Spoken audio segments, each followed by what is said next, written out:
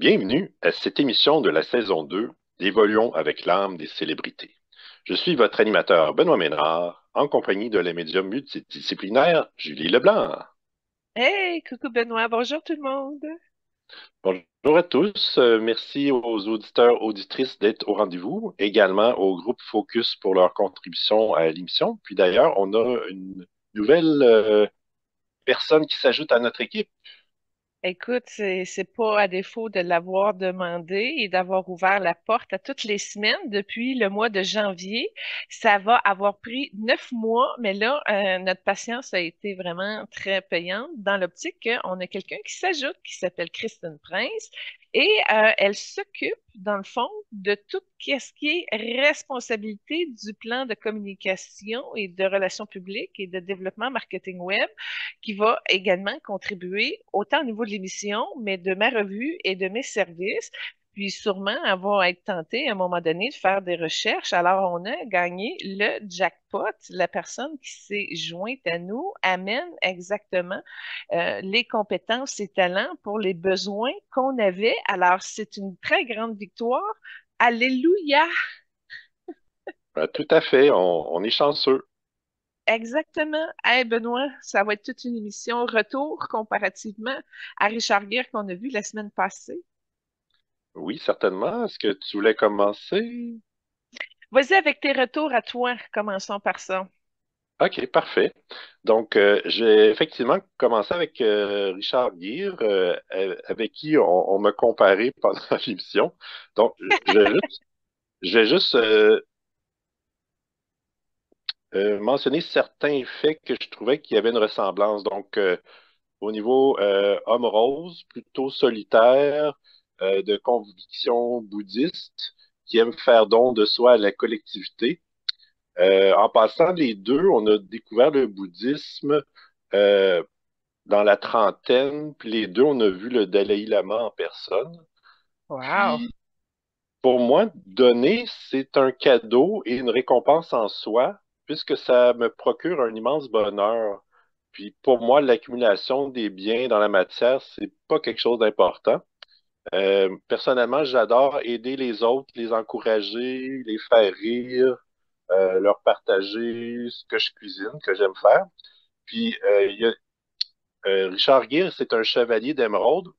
Moi, je me considère un chevalier des rayons sacrés. Ah, cute, cute. Mais à la base, tu as le chevalier d'émeraude en toi, on voit que c'est activé dans ton cœur. Puis tant mieux si tu as réussi à faire progresser ton chevalier d'émeraude à quelque chose d'encore plus wow, en portant justement, entre autres, les rayons sacrés pour évoluer. Fait que ça, c'est génial. Toute l'optimisation que tu apportes à ta vibration, à ton plan d'évolution, à ton âme, à ta présence sur Terre. Alors, bravo. Justement, il y avait des corrélations. On avait dit au niveau des femmes qu'il y avait Jeanne d'Arc qu'on avait faite qui était dans un rose un petit peu plus foncé que celui de Richard Gere qui était plus doux. Mais on a eu aussi Barbara Streisand à l'émission qu'on a faite proche de Noël l'année passée avec Elvis Presley. Barbara Streisand était une rose aussi, puis c'était la première rose vivante qu'on avait. Quoiqu'il y a aussi d'autres couleurs au niveau de Barbara, plus doux, comme un peu de blanc aussi qu'elle porte. Mais en tout cas, là, on a trois roses dans toutes 72 émissions. On est rendu à ça, Benoît, je crois. Et puis, c'est ça. Ben, fait que Barbara Streisand était rose aussi. Alors, un homme, deux roses. Fait que sont rares. On peut faire le ratio, là, trois invités en 72 émissions. Les roses sont plutôt rares, mais vous êtes magnifiques. Puis ça, le rose, là, il y en a qui arrivent dans leur incarnation tout en rose, mais il y en a comme toi et Richard qui l'ont développé. Alors ça, c'est encore plus magnifique, un homme qui s'habitue à penser par d'autres trajectoires que la masculinité de base, si je peux l'appeler de même. Fait que félicitations aux hommes qui ont développé leur rose, vous avez toute mon admiration. Ben, merci de le souligner. Puis, dans nos premières émissions, j'avais partagé un pardon universel tiré du bouddhisme. Je crois que c'était l'émission avec Harrison Ford ou la suivante. Euh, je voudrais juste partager une petite prière quotidienne que je récite. Je l'ai un peu ajustée pour pas faire trop d'énumération, mais je pense que j'ai ciblé l'essentiel. Donc, voici. Source universelle, tous les êtres de lumière, merci pour tout ce qui existe dans l'infinité divine. Merci pour notre émerveillement à travers nos cinq sens et pour la beauté et la bonté du cœur. Merci aux êtres qui me permettent d'évoluer. Bénissez tous les êtres sensibles dans l'infinité divine. Apportez-nous amour, compassion, paix et sagesse. Merci et soyez bénis. Alors là, tu es en train de me dire que tu as travaillé ton rose avec quelques phrases comme ça, inspirées du bouddhisme, puis que tu penses ça dans ton cœur, dans ton énergie, dans ta vibration, dans ta conscience à tous les jours. C'est ton truc. Entre autres. Donc, c'est ton créneau, c'est ton leitmotiv. Tu utilises ça comme base pour aligner tes principes dans tes interactions quotidiennes avec les autres. Oui, si on veut. C'est plus détaillé, mais j'ai ciblé, j'ai résumé l'essentiel. Ben, tant mieux. Je suis contente que tu vois, c'est un des outils que tu partages pour t'entraîner à être plus rose. Ben, merci. Merci, c'est un beau truc. Merci. Euh, J'avais d'autres choses à revenir sur l'émission précédente. Euh, Attends. Je vais faire mon retour sur Richard Gere avant d'aller ailleurs. c'est bon, On va conclure Richard Gere, OK? parfait. Je t'amène à une anecdote de après l'enregistrement de l'émission. Je parlais avec Lynn, justement, en se disant bye-bye. Et elle me dit, Julie, ça m'étonne. Elle dit, Richard Gere, t'as pas T'as-tu déjà eu un contact avec cet homme-là? T'as pas parlé d'anecdotes ou de qu'est-ce qui s'était passé? Je dis, ben écoute, maintenant que t'en parles, oui, mais là, c'est une anecdote qui date de plus de 10 ans. C'est le problème, je ne me rappelais plus, ça fait trop longtemps, mais j'ai eu une rencontre d'âme avec Richard Gere et ça a été vraiment une de mes plus spectaculaires. Et ça a été un moment, c'est-à-dire j'ai pas eu d'autres connexions depuis. Et là, on remet ça, j'ai pas l'année comme telle, mais c'est avant 2014, ça c'est clair. Ce qui est arrivé, c'est qu'à un moment donné, j'avais écouté le premier Chevalier, OK? Ça partit de là. Et j'ai reconnu dans les vertus du personnage que porte Richard dans Sir Lancelot, finalement, si t'enlèves l'histoire d'amour compliqué qui aboutit pas là, OK? Tu t'enlèves le personnage à l'histoire compliquée amoureusement, ça, c'est réglé, j'en veux plus jamais dans mon plan de vie, ça, c'est très clair. Mais j'ai réalisé à cette époque-là, OK, parce que lors de l'émission de la semaine passée, j'ai dit oui, hein, c'est intéressant, c'est le genre d'homme que j'admire, que je trouve, tu sais, que j'aime bien. Mais quand ce processus-là a été fait il y a plus de 10 ans, j'ai réalisé que c'est le genre d'homme que moi, j'aimerais être dans une incarnation masculine. Alors là, c'est génial parce que c'est le modèle d'homme qui me sert de référence sur ce que je voudrais être si j'avais une incarnation masculine avec ces vertus-là, apparence, mais là, comme tout le paquet sans l'histoire compliquée amoureuse. OK? Ça, c'est très clair. Mais en tout cas, fait que ça m'avait permis une évolution consciente de l'énergie masculine que j'aimerais porter si j'avais à m'incarner dans un corps masculin. Alors, il y a eu une reconnaissance parfaite à ce niveau-là. Et là, ça tombe dans du détail personnel, puis j'en suis un petit peu gênée, mais je trouve que c'est important de le partager. Alors, je vous dévoile une partie intime que j'ai eue là plus de 10 ans. Donc, je m'étais ramenée dans une espèce d'osmose avec mon chevalier d'émeraude que je suis dans mon fin fond. J'ai une énergie très masculine dans mon âme, fait que le chevalier d'émeraude, je le porte moi aussi. Et puis, donc, il y a eu comme un rapprochement. Puis, à un moment donné, moi, tu sais, ça fait longtemps que je suis célibataire, puis je gère mon énergie sexuelle beaucoup aussi avec les maîtres en énergie. Et à un moment donné, ben, j'étais dans un moment intime avec moi-même et j'avais connecté avec Babaji pour justement l'initiation du tantrisme. Et à un moment donné, j'étais rendue au moment où je pouvais aller chercher mon vibrateur et en allant chercher mon vibrateur dans mon énergie créatrice, tac, j'ai connecté avec l'âme de Richard Gere. Particularité, énormément de rose, énormément de jaune. Ça a été une fusion très, très douce dans l'énergie tantrique et j'ai eu un moment d'échange tantrique avec son âme et c'est tout. Un coup, ça finit. J'ai été, wow, quel cadeau extraordinaire que j'ai reçu de mes guides et de la vie. Ça a changé un osmose dans mon énergie, une réconciliation qui s'est faite avec mon cœur, avec mon énergie féminine, masculine, etc. Et ça a ouvert une trajectoire très lumineuse dans mon canal énergétique, mais aussi dans mon plan de vie. Fait que c'est un gros élément d'évolution que j'ai vécu, mais que j'y pensais plus, ça fait trop longtemps. Alors, c'est mon retour avec Richard Gere pour répondre à la question de Lynn. Oui, j'ai eu une relation d'âme avec lui. Ça a duré peut-être, je dis ça, 35 minutes. Puis c'est quelque chose qui a été amorcé par d'autres guides plus élevés, puis qui a mis en relation comme si j'avais eu un cadeau d'avoir épuré cette thématique-là, puis de pouvoir l'avoir avancé à un autre niveau plus conscient, ce qui me rapprochait dans mon intimité avec moi-même. Alors, c'est ça que je voulais revenir sur Richard Gere. J'ai eu un contact, mais ça a été le plus beau. Tu sais, j'en fais souvent des rencontres d'âmes, là. Puis, il apporte toutes des choses très particulières à l'âme de la personne avec qui l'échange a lieu. Fait que c'est le seul, en fait. J'ai essayé de faire du tantrisme avec Paul Walker. Je vais t'avouer, je me suis essayée. Mais c'était pas dans son plan de vie et ça n'allait pas être dans son incarnation. Alors, j'ai réalisé à un moment donné que ce n'est pas, le tantrisme n'est pas accessible à tous. C'est vraiment un choix de l'âme qui l'a placé dans son plan de vie. Et c'est pas n'importe qui peut arriver à, justement, ben oui, on peut développer son énergie tantrique, mais ça prend déjà un vouloir puis une discipline pour y arriver. Mais il y en a chez qui que c'est prévu que ça soit ouvert puis que ça fonctionne. Puis Richard, là, ça, c'est une particularité dans toutes les invités qu'on a faites. C'est le seul avec qui j'ai pu échanger sur une énergie tantrique. Alors, c'est wow, c'est particulier. Je suis très chanceuse, mais c'est ça.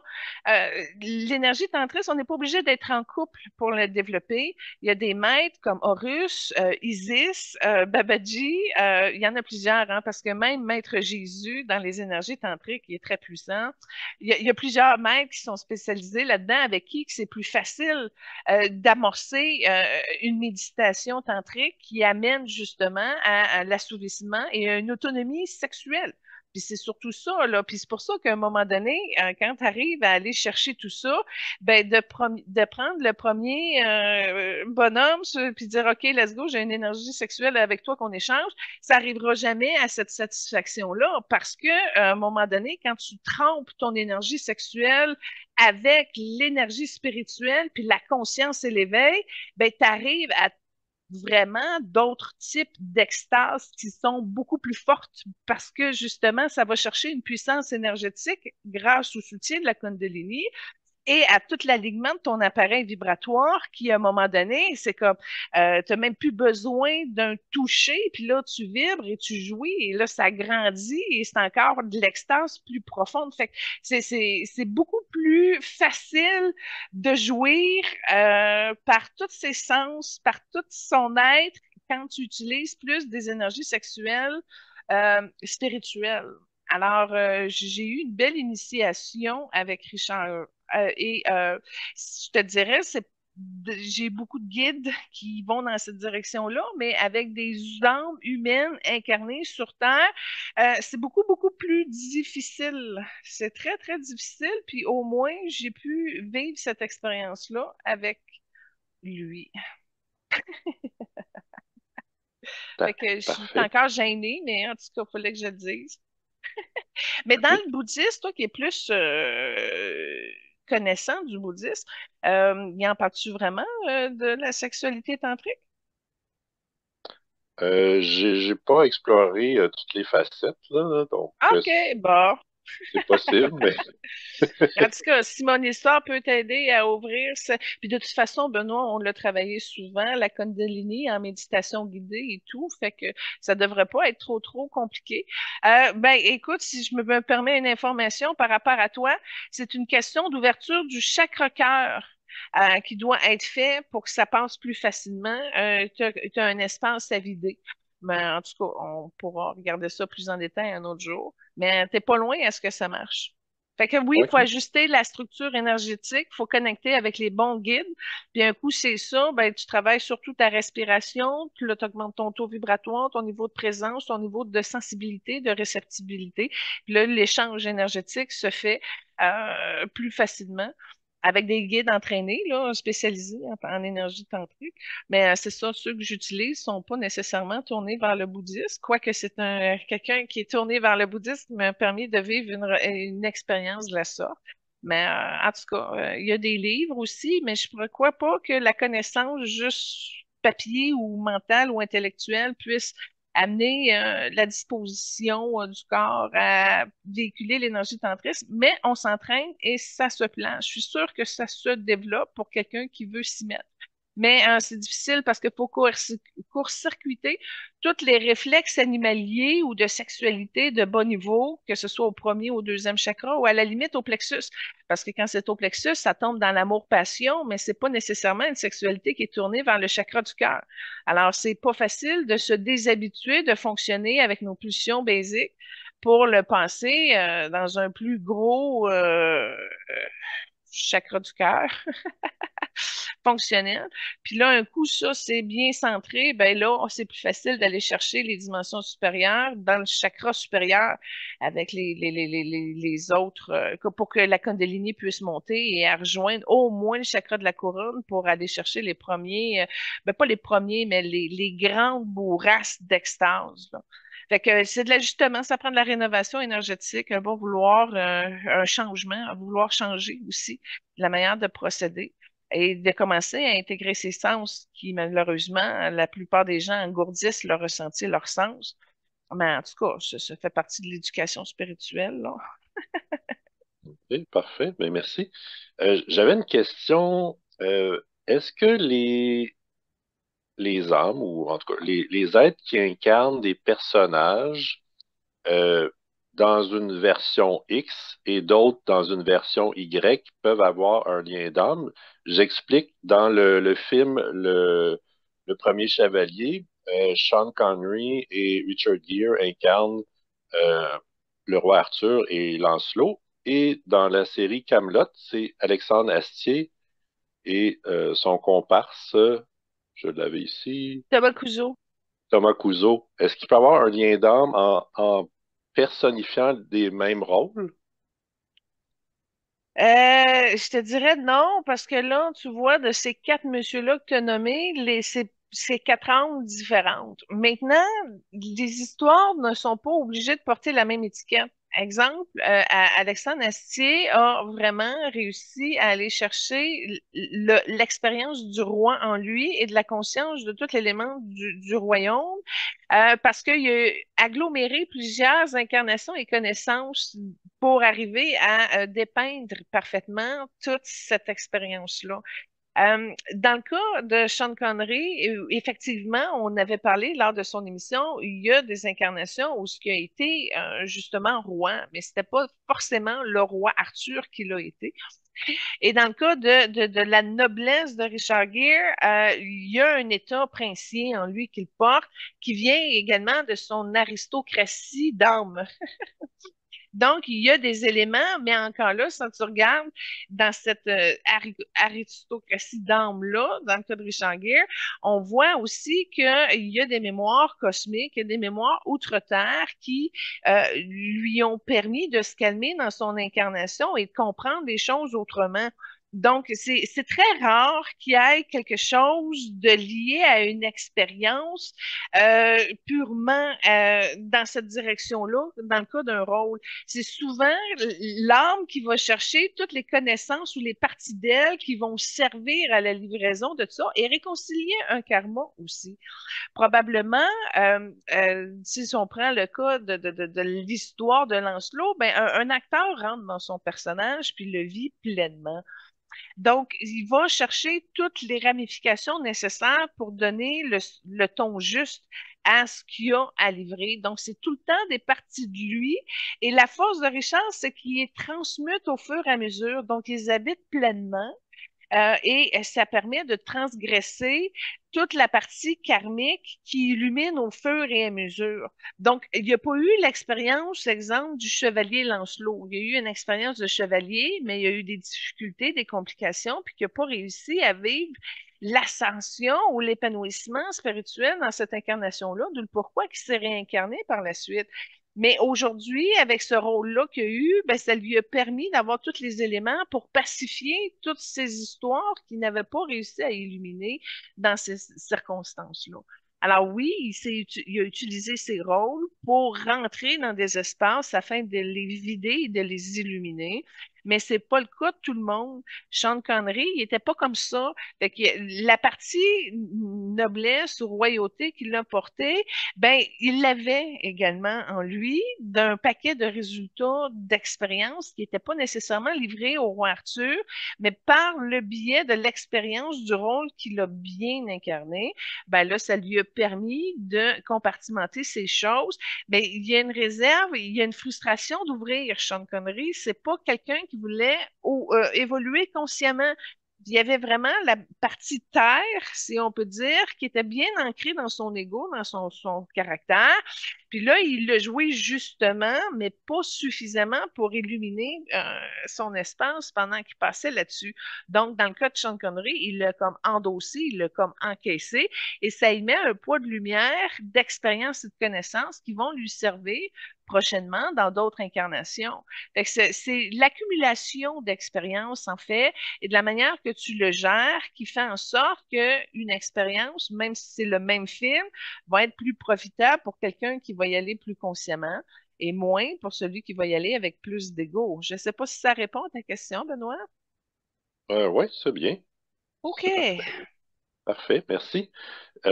J'avais une question d'Hélène du groupe Focus qui portait sur des émissions précédentes, notamment Sylvester Stallone et Martin Sheen. Ils ont subi des paralysies à la naissance suite à l'utilisation de forceps. Donc, Hélène demandait euh, en quoi l'expérience positive ou négative à la naissance influence le parcours de l'âme. Ben, dans le fond, ça l'influence pas, ça l'exécute. OK. OK? La paralysie qui va en découler et influencer toute la partie de la vie n'est pas laissée au hasard d'un accident quelconque occasionné par un médecin ou une complication de naissance qui a été provoquée. Techniquement, la paralysie est là pour amener la réconciliation de ces espaces et de l'arranger, de le soigner, qui, dans la majorité du temps, avec l'ouverture, la conscience, la lumière, peut arriver à changer les trajectoires, même si c'est archi paralysé. Tu sais. La limite de la foi, c'est nous qui l'apportons, mais au niveau du plan de l'âme, ça fait partie de ce à quoi ça va stimuler pour l'évolution, la croissance et la réorientation de ce qui en est, parce que bon, lorsque tu as une paralysie, tu es obligé de t'adapter à tout. À toute fois que tu fais un mouvement, un geste ou une activité ou quoi que ce soit, ben c'est toujours une influence avec une interférence avec qui tu as à composer. Puis des fois ça s'arrange, des fois ça s'aggrave, des fois ça reste neutre. Mais tout ça fait partie du grand plan pour que tu puisses interpréter à. Puis là, quand tu as parlé de Sylvester Stallone, ce que j'ai vu, c'est qu'il a déjà, lui aussi, donné naissance, non, attends un peu, en tant que médecin qui aidait les femmes. Ben, je dis médecin, mais j'ai un gros, je vois l'époque, puis je vois le décor en arrière, puis ça a plutôt l'air d'une sage-femme. Ben, il a déjà donné naissance à ça, puis il y a eu des complications également, mais dans sa position médicale, il y avait quelque chose de lourd à porter sur le chose. C'est-à-dire qu'il y en a des bébés qui auraient été corrects, mais que de la manière que ça sortit, ça crée des lésions. Fait qu'il voulait comme voir et mesurer et comprendre davantage ce dossier-là pour développer la connaissance et la reconnaissance de ce qui en est à travers l'expérience. Alors, c'est pas la seule raison que j'ai vue dans le cas de Sylvester Stallone. Je vois aussi qu'à un moment donné, interférer sur des modèles de torture, puis que ça créait certaines paralysies chez des gens. Il a déjà joué, trafiqué sur, pas le système nerveux, mais sur le système mécanique, si on peut dire, de gens. Donc, il y avait un retour aussi peut-être plus léger que des effets de torture, mais il est rentré aussi dans l'effet de subir la torture à travers ses rôles. Fait que ça contribuait au noir qu'il portait à alourdir son rouge. Il y avait tout ça à illuminer comme espace, la position de bourreau, de médecin, de celui qui interfère sur l'expérience physique et la trajectoire quelconque d'une personne, mais tout ça, c'est orchestré également par l'âme. Alors, à un moment donné, ça devient comme un servicieux. Il faut vraiment que tu décides consciemment que là, tu ouvres et tu prospères une énergie tranquille, de sérénité, de prospérité, de paix, de respect. Et là, il y a déjà plus de lumière qui embarque sur le chemin de vie et qui contribue à une meilleure évolution consciente de l'expérience juste par le respect d'honorer ta présence physique, ta lumière et aussi celle des autres.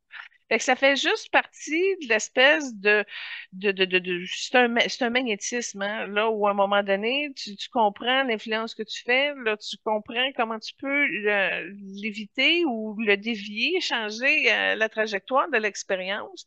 Mais tout ça, ça demande un haut niveau de maîtrise de sa conscience pour pouvoir aller là-bas. Mais dans le cas de Sylvester Stallone, c'est plus le glamour, la reconnaissance, le végétariat. Fait que c'est toutes des énergies qui l'ont pas amené à fusionner avec l'être qu'il est. Et ça joue, ça fait partie de son programme d'évolution. D'accord. Parfait, merci. Je me posais la question, les âmes qui meurent prématurément avant la naissance, que viennent-elles expérimenter? Puis est-ce que ça peut être un changement de plan pour aller retrouver d'autres âmes qui se réincarnent dans d'autres contextes? Ça aussi, ça peut être prévu comme ça. Moi, j'ai vu ça chez des clients où, à un moment donné, l'âme est là, puis là, elle a fait avancer la conscience des parents. Et un coup que les parents ont syntonisé la bonne fréquence, la mission avait été accomplie et là, ça va. Mais ça, c'est un cas. Ça dépend, c'est quoi le programme de base. Si le programme de base, finalement, l'âme décide de changer d'idée, moi, c'est ce que j'ai fait en passant. J'avais pas le goût de m'incarner, puis je voulais pas revenir. Fait que, mais c'est pas Julie qui a décidé, c'est l'âme qui a poussé pareil. Fait que j'ai été un bébé très compliqué à accoucher. J'étais trop gros, j'étais pas dans la bonne position. Puis en plus, je suis sortie avec des forceps, je suis sortie un bébé bleu. Techniquement, je mourrais bébé naissante et ma mère aussi parce que j'ai fait un ravage sur ma mère. Fait que techniquement, euh, les deux étaient perdus, mais là, il y a eu une intervention quelconque. Et là, il y a eu, c'est pas Julie qui a décidé, puis là, ça dit non, vous continuez. Et là, il y a eu comme une chance énergétique qui a fait que finalement, le docteur a réussi à me sauver, puis il a réussi à sauver ma mère. Fait que ça aussi, c'est comme l'interférence que je ne voulais pas rentrer dans mon incarnation et que là, il y a une dualité avec l'âme puis le grand plan, puis finalement, c'est les boss du grand plan qui ont décidé de le passer, qui ont court-circuité ma non-volonté de m'incarner à nouveau. Fait que ça devient un petit peu compliqué parce que c'est du cas par cas. Mais tout ça fait en sorte que peu importe ce que tu décides, toi, il y a tout le temps le plan, le projet initial qui domine, puis qu'il y a des forces de l'univers qui poussent sur la partie qui est supposée de se réaliser. Donc, à partir de ce moment-là, ben moi, je remercie, dans le fond, tu sais, 44 ans plus tard, parce que là, ça m'a permis d'évoluer, de mettre de la lumière sur mes espaces, puis de me réconcilier aussi, parce que de se réincarner dans ces temps modernes-là, ben, la vie est beaucoup plus facile sur Terre que j'étais pas capable d'arriver à voir avant mon incarnation. Fait que c'est tout le temps orchestré. Même si tu dis, garde Paul Walker, il est parti trop tôt, garde un coup, te livrer ce que tu avais à faire pour ton évolution, que tu as compris, que tu as atteint tes objectifs. C'est des objectifs qui ne correspondent pas avec la personnalité, parce que la personnalité voudrait la santé parfaite, voudrait l'abondance, voudrait ci, voudrait mi, mais finalement, à part ton choix de le construire puis de t'investir dans cette direction-là, il y a quand même quelqu'un chose de plus lumineux qui orchestre tout ton grand plan, puis qu'à un moment donné, ils peuvent dire ça va faire, là, ça tourne en rond, ça amène nulle part, on a fait le tour et plaque. Ça tire la plug. Fait que à la question, c'est suprême. C'est pour ça, des fois, ils disent, ouais, mais Dieu l'a ramené. Non, c'est pas à ce niveau-là. C'est carrément l'âme qui fait ses choix. Dieu n'a rien à voir dans le processus de, OK, t'es plus en vie parce que tu restes toujours immortel, tu restes toujours lumière, puis tu continues toujours à ton évolution, mais dans une autre fréquence autre que celle matière. Fait que ça devient compliqué. C'est vraiment l'âme qui a le libre arbitre. Et puis, dans son libre arbitre, si elle est court-circuitée, c'est parce qu'il y a quelque chose de plus grand qui fait partie du grand plan, puis que tu as encore un rôle à jouer. Fait que là, ça, tu peux pas t'en détourner. Parfait. Ben, je voudrais prendre le temps de remercier le bon docteur et tous les autres qui font en sorte que tu es parmi nous aujourd'hui. Ah, je sais même pas c'est qui. Mais effectivement, la médecine, moi, ça m'a aidé beaucoup parce que mon taux de sanguin, mon groupe sanguin n'était pas compatible avec mon ex-mari. Et sans la médecine, c'est un vaccin que j'ai eu dans la fesse, là, j'aurais pas pu avoir mes enfants 2, 3, 4. Il y aurait eu des handicaps, il y aurait eu des ci, des ça, des rejets. J'aurais pu m'empoisonner avec mon propre placenta. Fait que c'est ça qui est magnifique dans la conscience, c'est que toutes les médecines, ils ont quelque chose à t'apporter. Fait que moi, ça a toujours été ça. Je le travaille au niveau médecine, mais je le travaille au niveau homéopathique pour travailler l'émotionnel, travailler au niveau de l'inconscient. Je travaille aussi en énergie, beaucoup. Ça, tout le temps. Puis en même temps, je vais chercher la naturopathie pour donner à mon corps ce qu'il a de besoin parce que 4 enfants à 4 mois, si je m'étais pas aidée, si mes enfants auraient été en carence, moi, j'aurais été brisée. Alors, c'est toujours de prendre la conscience complète d'un problème puis de le traiter à tous les niveaux. Fait que oui, tu peux le faire un bout au médical, oui, tu peux aller en naturopathie, en médecine chinoise, en massothérapie, tu peux aller chercher toutes les avenues qui peuvent t'aider à rehausser quelque chose, mais toujours en travaillant au niveau du plan conscient et de l'inconscient. Alors, toutes les émotions inconscientes qui sont mal gérées, ben, l'homéopathie, c'est génial pour ça. Les fleurs de bac aussi. Puis là, tu sais, fait qu'à un moment donné, tu as accès à toutes les médecines nécessaires du monde pour t'aider. Alors, moi, c'est ce que j'ai fait. J'ai priorisé, exemple, la phytothérapie, les vitamines, etc., avant de prendre des médicaments, tu sais. Puis ça m'a servi parce que c'était pas chronique. Un coup que la lésion est faite dans l'organe, il est trop tard. Mais tant et si longtemps que tu sens un déséquilibre, tu l'ajustes tout de suite, ben là, c'est magnifique, là. Tu es en train d'entretenir ta santé parfaite, puis à ton équilibre pour pouvoir livrer ce qu'il y en est. Et puis dans mon cas, ça a marché parce que j'ai travaillé avec l'âme de mes enfants, puis j'ai tout donné à mon physique ce qu'il avait de besoin, puis en même temps, j'ai enlevé les risques avec la médecine. Fait que, tu sais, c'est ça, je suis un petit peu ouverte, éclectique au niveau médical, et je prends ce qui est le meilleur pour mon évolution. Parfait. Ben, merci beaucoup du partage. Moi, je suis prêt à entamer les invités du jour. Allons-y! Parfait. Donc, on fait un spécial humour avec Rowan Atkinson et Eddie Murphy.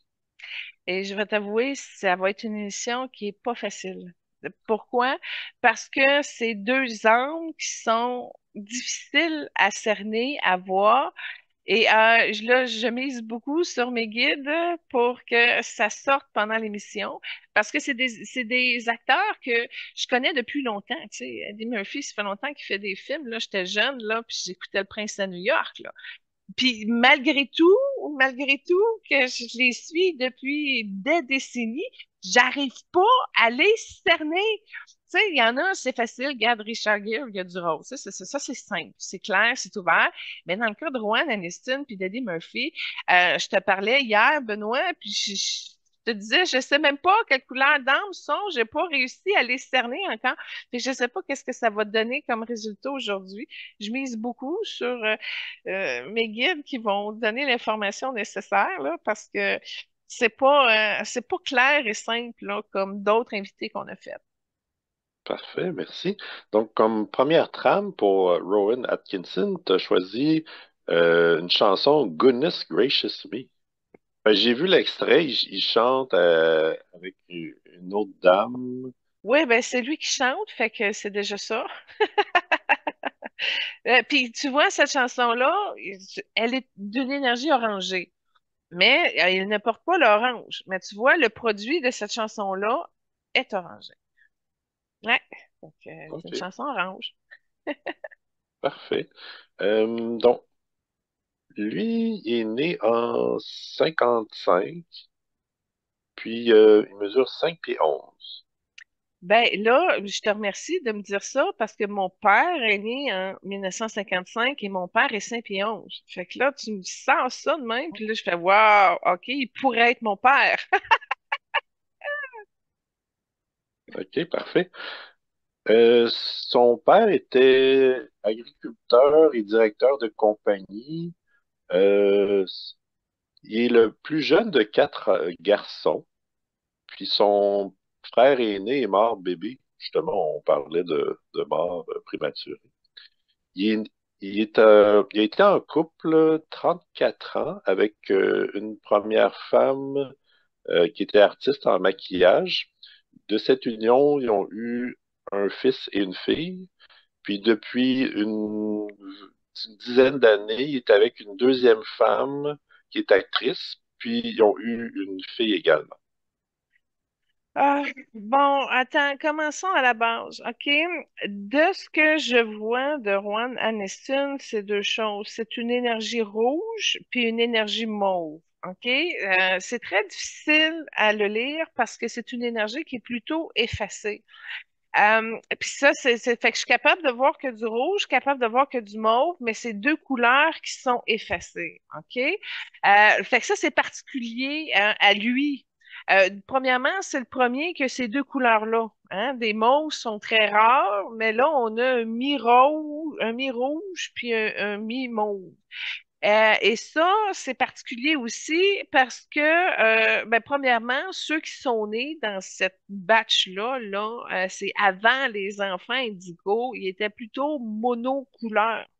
Donc déjà là, lui, il se démarque de la batch d'âme qui s'est incarnée dans cette génération-là parce qu'il portait deux couleurs.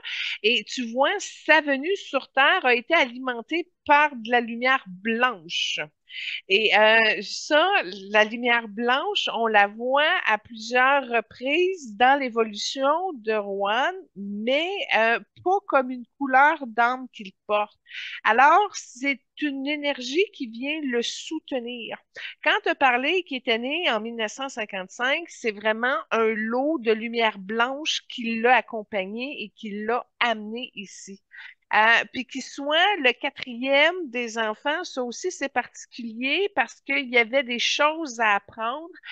Puis là, ce que je vois, c'est justement des problèmes de surdité. Fait que le fait d'être le quatrième, il n'a pas voulu entendre des choses, puis c'est un petit peu comme pas isolé dans son propre monde, mais ça lui a fait en sorte que la critique de l'observation comme vite déteint sa personnalité parce qu'il portait attention à ça. Puis c'est vraiment le fait, je vois ses oreilles bourdonner beaucoup. Je ne sais pas si c'est des traces d'une ancienne surdité ou quoi que ce soit, mais en tout cas, il y a eu une position dans la famille où il n'y avait pas vraiment son mot à dire. Il n'a pas été reconnu comme étant comme l'enfant le plus sage du troupeau, ou en tout cas, on ne le consultait pas pour prendre des décisions, etc. Donc, il s'est comme mis en position d'observation, mais en même temps avec des problèmes d'audition à un certain niveau, puis je le vois cacasser en arrière, qui est tu sais, comme pas content ou qui chialait un peu. Fait que j'ai comme l'impression que ça lui a servi, cette position-là, pour justement être capable de dépeindre les détails qui lui ont servi, dans le fond, à bâtir son humour. Alors, c'est quelque chose qui aurait pu passer dans le verre. OK? Mais le vert n'étant pas dans ses teintes d'expression artistique, c'est une couleur qui est très, très, très faible également dans ses énergies. Fait que il en porte pas, mais ça a contribué à ce qu'il puisse prendre comme de l'expansion dans ses observations comportementales humaines et qui lui ont permis d'arriver au retour à soi au ski Lori. C'est la lumière blanche qui lui a permis un retour dans son chakra-cœur. Puis en disant ça, j'ai vu qu'il y avait beaucoup de jaune dans son chakra-cœur. Fait qu'il y a une mauvaise gestion émotionnelle, puis ça a rentré dans le chakra-cœur et c'est à vider. C'est à vider parce qu'il y a plein de mémoires là-dedans, puis c'est des mémoires de persécution et il y a de la peine aussi. Et tu vois il y a une connexion très forte avec la royauté. Alors, on voit que c'est un royaliste. Et puis, mais ça, c'est étrange parce que son chakra-cœur devrait être beaucoup mieux, devrait être au moins vert, tu sais. Fait que ça, il y a un changement à faire là-dessus. Mais cela dit, la perception qu'il a réussi à développer lui a permis de rehausser son canal, son talent. Benoît, je veux pas trop en parler, mais je fais une ouverture d'une incarnation où il a réussi. C'était une île, mais pas une île dans le sens Angleterre, peut-être plus Bermude dans ce coin-là. Et l'incarnation qu'il avait, c'est qu'il avait commencé avec un tout petit théâtre où il y avait des marionnettes avec des cordes puis des croix, là, des pantins. Et il avait commencé justement à développer un genre de spectacle de marionnettes. Et là, la petite boîte en carton, là, ça grossit, ça grossit, ça grossit. Et dans cette incarnation-là, il avait pensé de la petite prestation de marionnettes à des associations avec d'autres artistes, puis là, ça a renforcé, et là, ça a grossi, il a réussi à ramasser des fonds, etc., etc., et il a construit, dans le fond, pas de ses mains, mais de sa volonté de projet, etc., à avoir le premier grand théâtre reconnu, ben, probablement dans ces îles-là, dans le coin des Bermudes. Donc, déjà là, ce que j'ai capté, le don de rassembler, ben, premièrement, il est parti de son talent pur, et là, il y a une notoriété. Les gens se déplaçaient dans tout l'île pour aller voir son spectacle de marionnettes. Et là, ça a monté, ça a monté. Il y a d'autres artistes qui se sont joints à lui. Puis là, flac, flac, flac, où il est arrivé, dans le fond, au premier théâtre. Mais dans cette incarnation-là, on voit qu'un coup que le théâtre est construit puis que ça roule, il y a une insatisfaction qui s'est cristallisée. Fait qu'il avait fait ce qu'il avait à faire, mais il y avait quelque chose qui était puissant en lui qui aurait voulu comme expansionner, mais là que c'était limité avec le territoire puis la population de la place, etc. Alors, j'ai vu clairement la reconduction, si on peut dire, de cette incarnation-là où il a permis, dans le fond, d'exploser son talent, ce que les médias, entre autres la télévision, ont permis de faire.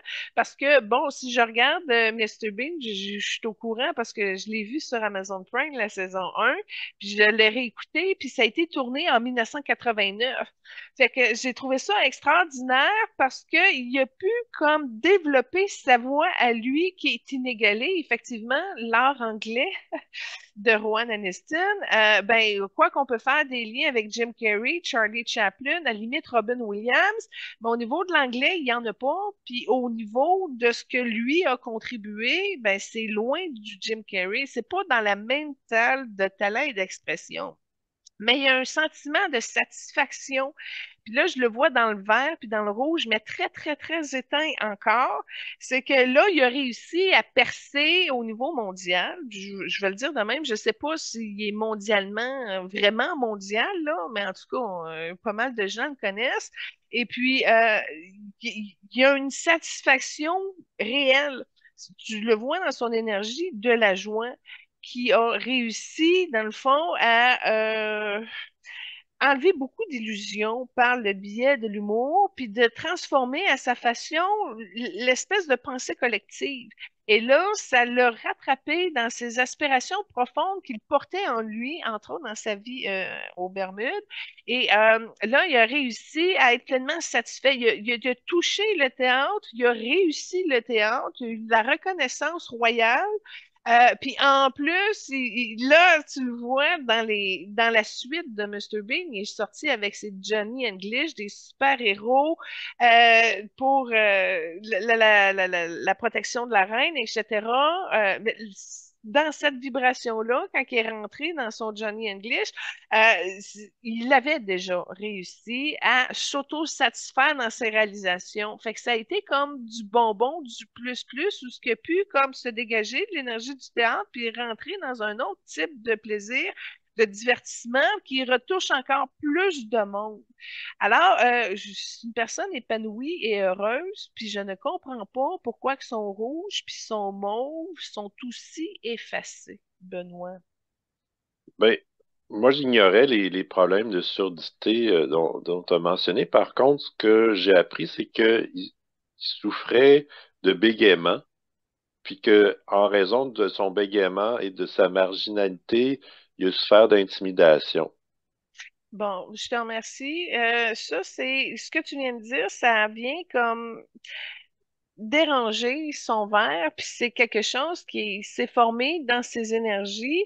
Mais là où ce qu'il est un véritable héros, c'est qu'il a appris par les voies de l'humour à dépasser ça. Donc, ça lui a servi d'introspection pour tomber dans l'expression de qui il est, mais de façon plus euh, personnalisée à lui.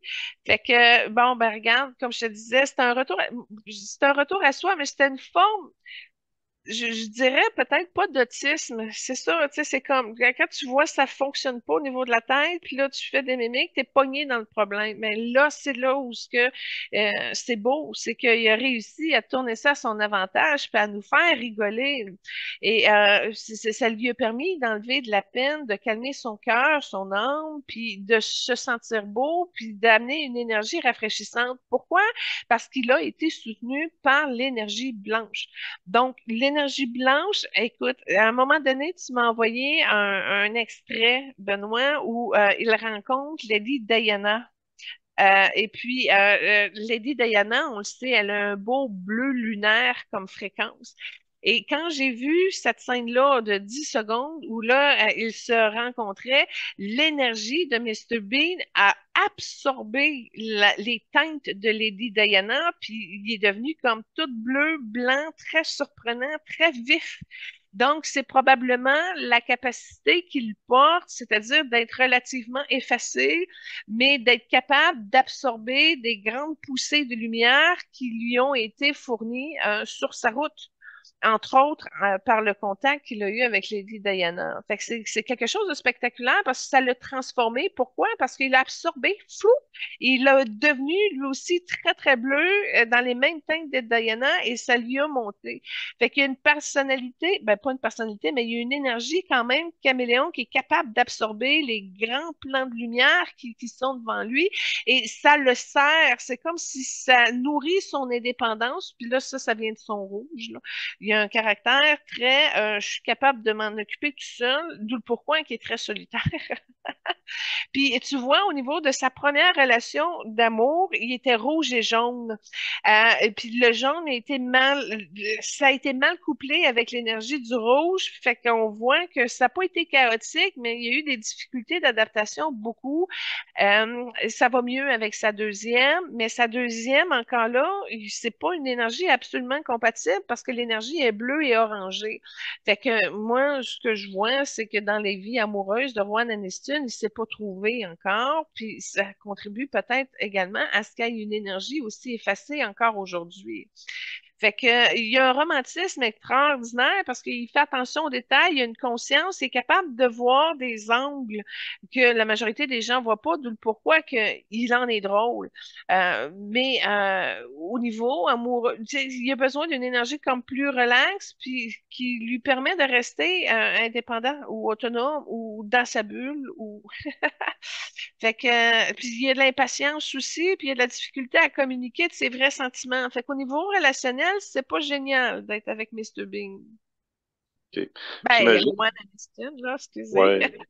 J'imagine que la plupart des auditeurs, auditrices connaissent Mr. Bean, mais dans le fond, le personnage, c'est essentiellement un adulte qui a gardé son enfant intérieur, puis qui il réussit à s'amuser avec les détails de la vie pour être heureux. Seul. Hmm. Monsieur seul, qui passe sa journée seul, mais ce qui est le fun de Mr. Bean, c'est que c'est comme quelqu'un qui est arrivé de nulle part, Oup! Puis là, qui part dans la vie avec sa perception et son personnage. Effectivement, tu sais, c'est de l'humour tellement drôle, mais en même temps émotif parce que il fait pitié de monsieur, là. Je dis, mon Hmm. Dieu, pauvre gars. Ouais. Fait que ça fait un mélange étrange, mais qui exprime quand même la partie profonde de Rowan qui se sent pas mal tout seul. Tu sais, oui, ici, il est autonome, il fait ses choses, mais c'est pas par là nécessairement qu'il connecte avec les gens autrement que sur d'autres plans de ce qui avance au niveau de sa carrière, sa profession, tu sais. Puis il a été mélangé là-dedans, mais c'est vraiment le rouge et le blanc qui l'amènent à être soutenu puis à se réaliser. Euh, Au niveau du mauve, là, ça, c'est important d'y aller parce que c'est vraiment quelque chose qui lui a été accordé grâce à l'unification qu'il avait avec son énergie féminine, c'est-à-dire sa sensibilité qui a bien tenu. Sa mère lui a amené quand même une réconciliation avec son énergie féminine et maternelle et il a été capable d'emboîter quelque chose au niveau de sa sensibilité pour être capable d'en développer une force, si on peut dire, et qui l'a amené aussi à développer son œuvre et son humour. Fait que il y a quelque chose qui alchimise par le don de l'humour et de ses observations de ce qui nous présente comme détails, et etc. Et c'est une grande force parce que le voilà, je vais juste conclure pour son mot avec ce détail, c'est le plus empathe qu'on a eu de tous nos invités. Alors voilà, Mr. Bean, top 1. Grâce à son mot, c'est lui qui a le don de l'empathe le plus développé et ça compute vraiment au niveau de l'énergie de son cerveau et il va très vite, il se déplace aussi très rapidement dans ses idées, mais au niveau de la Terre et etc. Et le don de l'empathe lui a aussi ouvert des portes à libérer des chaînes collectives inconsciente aussi dans son cas à certains niveaux, mais son rieur lui a permis de développer son empathie et la facilité de pouvoir transmuter certaines limitations, autant collectives que personnelles. OK, d'accord. Euh, Tu mentionnais des ressemblances avec d'autres célébrités qu'on a déjà vues. En fait, il s'est inspiré de Charlie Chaplin. Et puis, au 60e anniversaire du prince Charles, qui est maintenant roi, euh, il partageait la scène, voyons, désolé, il partageait la scène avec Robin Williams, qui performait pour la première fois en 25 ans en Angleterre à un spectacle d'humour. Donc, ma question, c'est est-ce qu'il y avait une reconnaissance entre Rowan et Robin Williams? Ben, ces deux âmes, pas pareil pantoute. Tu sais, le rouge et le mauve effacé de Rowan est particulier, puis Robin il est plus dans les teintes de bleu et de vert. Mais quand tu as parlé de Robin Williams, j'ai pas eu de transmission auditive, mais j'ai vu un visage blanc avec un beau sourire. Mais c'est pas suffisant pour l'avoir réconforté au niveau intérieur de ses problèmes profonds qu'il avait, Robin Williams. Mais il a passé un beau moment et ils ont eu du fun. Je vois un peu en arrière-salle où ils se parlent puis ils essaient des choses de rôle ou d'une manière de communiquer. Fait qu'ils ont passé un bon moment ensemble. Mais je sais pas si ça répond à ta question. OK, ouais, c'est correct. Puis, autre lien intéressant, son premier rôle au cinéma, c'était dans un James Bond avec Sean Connery. Ah oui. Mais j'ai lu qu'il a dit avoir eu des regrets dans Euh, sa participation. Ben, moi, ce que je vois, c'est que ça n'a pas passé avec Sean Connery. Puis Rowan, il y a eu comme un contre-coup, un soubresaut. Puis il y a eu quelque chose qui a refermé un petit peu dans son cœur. Fait que d'après moi, ce que je comprends, c'est que la partie paternité et gothique de Sean Connery n'a pas été réceptif aux, entre parenthèses, niaiseries de Rowan Aniston. Puis ça y est comme rebondi dessus. Fait que c'est plus un malaise à ce niveau-là que la porte soit fermée, qu'il n'arrive pas à, à, à se rapprocher de Sean. OK. Il y a une chose intéressante que j'ai appris, c'est qu'il a fait des études en ingénierie électrique, puis il a une énorme passion pour les voitures. Il a une collection de 22 millions d'euros. Il est pilote de course amateur. Il a même son permis pour conduire des poids lourds. Malheureusement, il a été impliqué dans plusieurs accidents de voiture. Je suis contente que tu parles de de ça parce que j'ai vu une incarnation avant l'enregistrement de l'émission que je vais ouvrir maintenant. C'est justement un collectionneur de roues, un passionné de la mécanique dans le temps où c'était des charrettes, des chariots, ou en tout cas des petites voitures poussées à cheval. Et il y avait vraiment comme associé avec l'intelligence des calculs, la grosseur des roues avec la vitesse des chevaux, etc.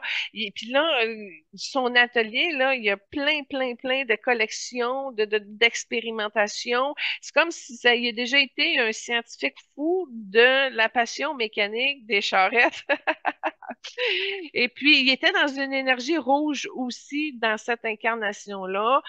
Donc, c'était un passionné de mécanique et qui a innové. Pour l'époque il avait apporté comme une espèce de roulement à billes dans les roues. En tout cas, il avait réussi à innover de la roue comme telle. Puis tu le vois dans Mr. Bean, hein, il conduit niaiseusement, mais dans les aspects qui tu vois il est quand même expérimenté pour quelqu'un qui joue le cave comme conducteur. Il y a beaucoup d'humour qui tourne autour de la voiture, etc. Fait que, il y a une passion, puis c'est vraiment bien défini dans son corps mental. Donc, tu vois que ça, pas que ça l'obsède, mais ça revient, puis ça revient, puis ça revient, puis il en veut plus. Puis, tu comprends-tu? On voit qu'il a pu comme assouvir son talent de la voiture ou de l'ingénierie, de la mécanique, etc.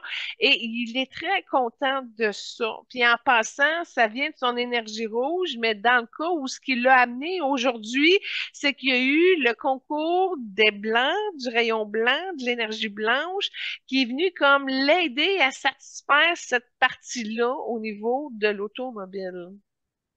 Fait que ça, OK, c'est une mission réussie. Il a réussi à développer son talent à fond, là. d'accord, parfait, merci.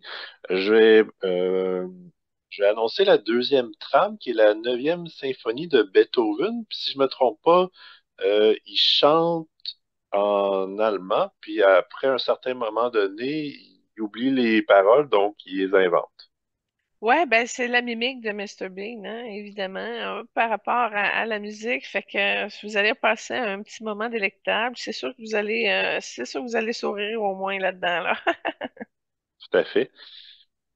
Euh, Autre fait intéressant, il y a, vous aviez déjà parlé dans quelques émissions précédentes du film de Disney, Le Roi Lion, qui avait remporté plusieurs succès. Il fait la voix d'un d'un des personnages, je crois que c'est le Toucan dans ce film-là. Puis il partage partage le rôle avec Whoopi, qui joue aussi dans le film, puis il joue aussi dans le film de Rat Race ensemble. Donc, est-ce qu'ils ont un lien entre les deux? Entre Whoopi et Rowan? Ouais. Attends, j'ai pas l'information là. Va falloir que je la cherche un peu. Oui, tu vois, l'incarnation qui me montre Whoopi Goldberg, des couturières, et à l'aide c'est un homme. Euh, Rowan, tu vois, il est en train d'essayer des pantalons orangés en satin. Fait que, ils ont déjà eu une relation où elle s'occupait de son look. OK, en fait, c'est Whoopi qui me répond. C'est pour ça que c'est particulier. Elle me montre une incarnation aussi où elle a porté ses trois enfants. Alors oui, ils ont déjà été en couple. C'est une incarnation, oh mon Dieu, attends un peu, elle est loin cela. C'est une incarnation 1200 ans avant Jésus-Christ. Puis c'est aux limites de l'Afrique du Nord. J'ai pas, c'est pas en Égypte là, c'est pas au Maroc là, mais c'est entre les deux. Et elle était blanche, Whoopi Goldberg, dans cette incarnation-là. Donc, elle a eu trois enfants avec. Fait que oui, il y a une reconnaissance inestimable. Puis quand je regarde, parce que là, Rowan n'a pas répondu encore, puis ce que je vois, il me fait un genre de mimique avec sa bouche, mais il y a de la lumière blanche qui passe dans son cœur, comme s'il était en train de libérer par rapport à ces deux présentations-là de mémoire que Whoopi elle a fournies. Fait que c'est ça, c'est un réceptif. Il écoute, il est réceptif, puis tu vois, c'est en train de travailler dans son oreille gauche encore en ce moment. Et il est arrivé comiquement avec une espèce de longue aiguille, pareil comme s'il faisait péter un ballon, puis il a vidé une poche dans son oreille. Fait que c'est la réponse de Rowan à la question. Fait que tu vois, il répond pas comme tel, c'est pas pareil, il passe par d'autres chemins, mais il arrive au résultat pareil où ce que là, tu vois, il a pété la poche puis il vide son oreille. Il a changé, il a passé un genre de lait blanc dans son chakra du cœur. Fait que d'après moi, il travaille beaucoup avec les blancs pour réussir, point. Sa fortune s'élève à environ 150 millions. Puis précédemment, j'ai parlé qu'il y avait une collection de voitures d'à peu près 12 millions. Il y a un problème à ce niveau-là parce qu'en énergie, il est à 240 millions. Fait qu'il y a eu avoir une perte ou il y a quelque chose. Il n'est pas dans son potentiel financier comme tel. Il est 100 millions en dessous. Fait que y a-tu des regrets, des indécisions, des dons qu'il a fait, quoi que ce soit, ou des projets qui n'ont pas marché suffisamment. Mais ça, c'est aussi intriguant parce que c'est le premier qui nous arrive. Non, je ne me rappelle plus qui, mais il est 100 000 en dessous de son potentiel. Il y a quelque chose qui a peut-être été mal géré. Je ne sais pas si c'est son équipe, son gérant ou des décisions que lui a prises, là, mais il est en dessous de son potentiel financier. OK. Il est impliqué dans de nombreuses œuvres caritatives. Il a notamment défendu la liberté d'expression. Euh, il a contribué pour l'UNICEF, les enfants, les artistes, Amnesty International. Il y a un fait intéressant. À un certain moment donné, il était en avion, puis il a vu l'avion perdait de l'altitude. Il est allé voir en avant, puis il a vu que le pilote qui était évanoui. Donc, il a pris les commandes pour stabiliser le vol de l'avion, puis il a réussi à réanimer le pilote éventuellement. Donc, il a contribué à maintenir l'avion en vol. C'est carrément lui, le sens du détail, l'écoute, puis qui est capable d'intervenir en super-héros qu'il est. C'est de l'autonomie, c'est ça. C'est son niveau supérieur d'autonomie qui l'amène à pouvoir garder son sang-froid puis son haut niveau de maîtrise puis intervenir, même s'il est nerveux, même si tout peut passer, là, tu sais. Mais ça, c'est la particularité, c'est le même phénomène énergétique, de la manière qu'il passe son énergie qu'on voit très, très bien dans Mr. Bean, là. Il y a quelque chose qui l'amène justement à une flexibilité de s'adapter à son moment, mais à partir de sa propre position de vision des détails et d'angles composés et d'interagir tout de suite. Fait que tu vois que c'est de la flexibilité énergétique, là. Il n'est pas pogné dans des structures rigides qui l'empêchent d'avancer, de progresser et d'être qui il est. D'accord. On mentionnait plutôt sa rencontre avec Lady Di. il était aussi au mariage du prince Harry. Puis il y a quand même une proximité avec la famille royale dont il se moque à l'occasion dans ses sketchs. Est-ce qu'il y a un lien d'âme avec certains d'entre eux? Moi, ce que je vois, je sais pas si c'est un lien entre eux, mais ce que je vois, c'est dans une des incarnations, il a déjà servi la famille. Oh, là, faudrait aller voir c'est qui le prince ou la reine des années 1500. Là, ça, on pourrait aller le chercher au niveau de l'histoire parce que il est le premier serviteur, le premier responsable de la couronne du pré. Fait que je sais pas c'est quel roi ou je veux Victoria, c'est avant Victoria. C'est qui le prince dans cette famille-là ou le roi dans les années 1500? Donc, au début des 1500, ouais, c'est ça, en Angleterre, il y avait le roi Henri VIII, mais j'ai pas plus de détails à ce moment-ci. Bon, fait que c'était pas un ministre, il y avait rien à voir avec le Parlement, c'est vraiment le valet du roi, le premier, le majordome, c'était la référence, là. Il a mis sa vie pour servir le roi Henri VIII. Fait que, puis c'est une incarnation où il y a eu pas mal de confidences du roi qui partageait aussi ses tracas, ses soucis, etc.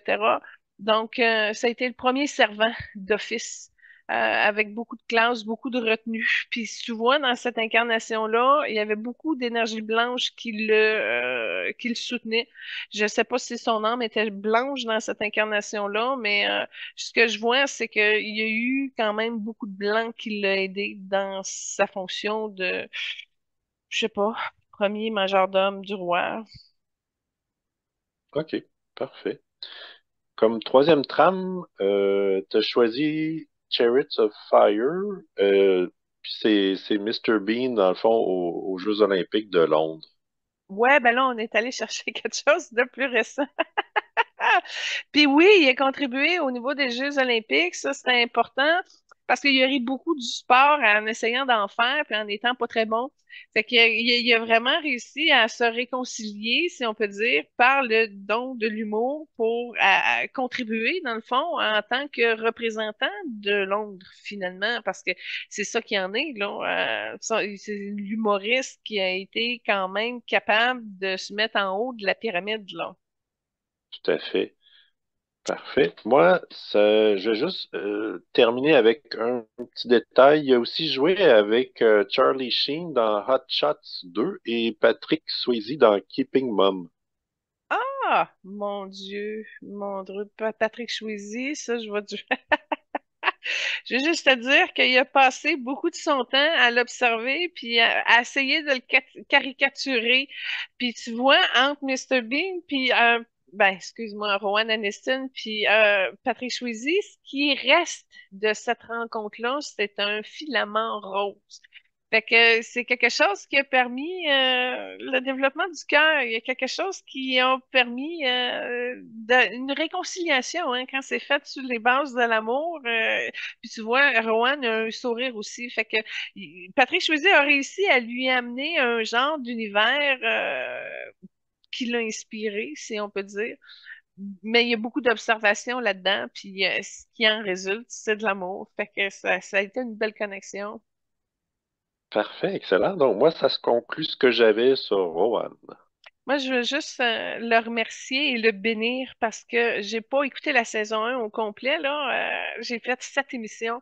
Puis dans les 7 émissions que j'ai écoutées, là, j'ai tellement ri. J'ai ri aux larmes. C'est sûr, quand j'écoutais ça, j'étais jeune. Bon, tu comprends pas les choses aussi subtilement et clairement que quand tu as 40 ans. Mais en tout cas, ça m'a fait du bien parce que des soirées où je passe à rire et à pleurer de rire, c'est pas tout le monde qui sont capables de me faire cet effet-là. Puis dans les 7 premiers épisodes de Mr. Bean, il y a des scènes où il a vraiment réussi. Même mes filles, à un moment donné, disent, Maman, qu'est-ce qui se passe? Pourquoi tu ris autant? Puis là, j'avais les yeux qui se tremblent. plus ça coulait. Ah, ça, juste pour ça, je le remercie tellement parce que ça a contribué à mon évolution, ça a contribué à mon mouvement. Puis plus que ça, c'est que j'étais en train de vider le lave-vaisselle, puis là, je me suis surprise à faire des mimiques de Mr. Bean, puis là, c'était un petit peu dans le verre, puis je dis, oh mon Dieu, j'ai intégré cette énergie-là. Puis je me faisais rire tout seul. Fait que, en tout cas, juste pour ça, je l'endors. Puis pour moi, ben, c'est un héros. Quelqu'un qui est capable de me faire rire aux larmes. Mais ça prend quelqu'un qui a le don de l'humour développé. Parce que je faisais montrer une scène à mes filles où ce qui est à la piscine publique. Puis mes filles étaient sur leur téléphone. Ils riaient pas vraiment. Ils étaient comme pas concentrés. Je, aïe, ils passent à côté de tout ça. Et c'est là que j'ai réalisé que mon don de l'humour, moi, il est exacerbé. Là. Je l'ai tellement trop développé. Fait que quand j'arrive dans quelque chose de drôle, je rentre dedans pleinement. Puis ça m'a fait du bien parce que ça faisait longtemps que j'avais pas ri autant.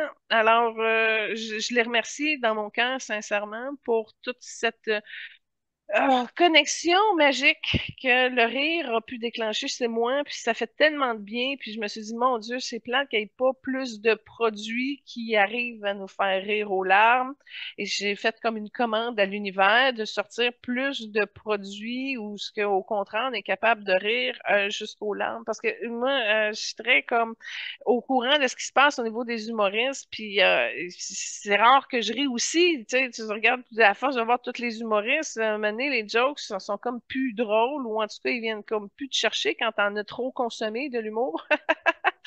Mais en tout cas, quand on pogne un filon, puis lui, il l'a trouvé et ça le distingue et ça le rend particulier de deux manières. Un rouge et mauve ensemble, c'est radical parce que c'est la première couleur de base puis la couleur la plus élevée. Fait que, il y a les deux. Fait qu'il est capable il est quand même capable d'apporter une osmose entre la réalité matière puis la compréhension spirituelle par le biais des détails.